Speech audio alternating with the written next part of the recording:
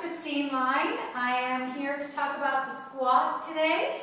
Today's fit tip, we decided to do a video because one of the things we see and hear a lot is people saying, I can't do squats because I have bad knees, I can't do squats because they hurt my back, I can't do squats, I can't do squats. And my question for you is, do you sit on the toilet?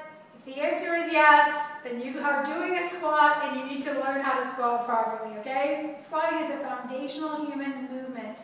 So, let's take a look at what you might be doing right or wrong in the squat and if you are actually ready to take progressions.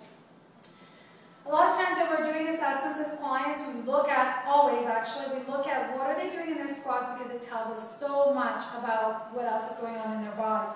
But I'm just going to talk about just a couple common mistakes I see. Number one is people start doing squats, they think they're doing squats, and they're doing awesome back bends, back squats, okay? So in this position, your low back is taking an incredible amount of load.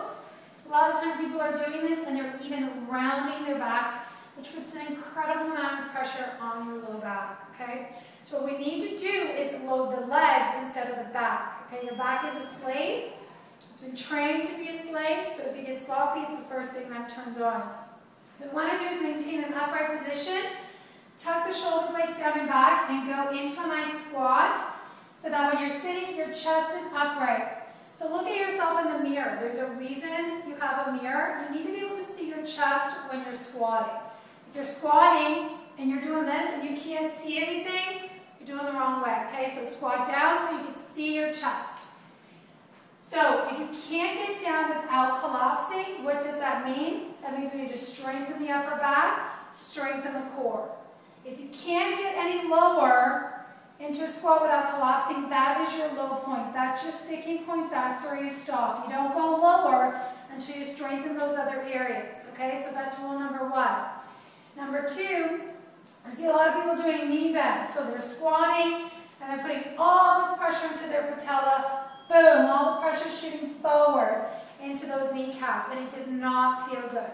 So what's happening there is it's all quads, all knees. Okay, so what we need to do is shift to the posterior chain.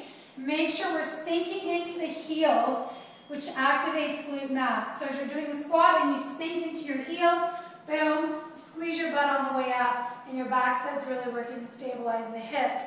So all of a sudden, the energy shifts from the front of the body to the back of the body, and we have a nice solid base to work from. So again, turn sideways. How do I look? Am I shifting into my heels? Coming up nice and solid? Am I upright?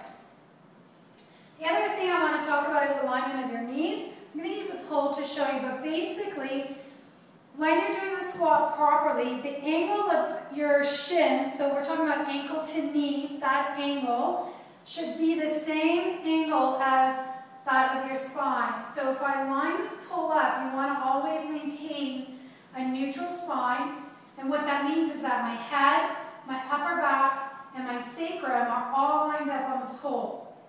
There's a little bit of space here, but not enough to fit my whole arm through, okay? So just enough space. As I go into my squat, I want to maintain that neutral position and sink my weight into my heels. So if you're looking at this, the angle of the pole should be relatively close to the angle of my shins, okay? People are too far back and they're squatting too far forward. You can tell this angle is way off. Okay, so if I had another pole here, it would actually crisscross and touch. So we need to adjust it so that I maintain that position.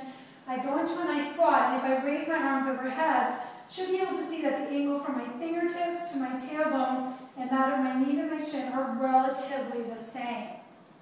From that position, your joints are safe, your muscles are active, your core is engaged, and you have your posterior chain turned on.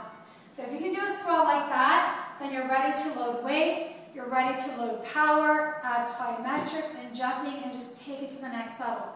So right now I want you guys to check yourself out, work on your squat, work on your technique, and build from there. That's your tip of the day.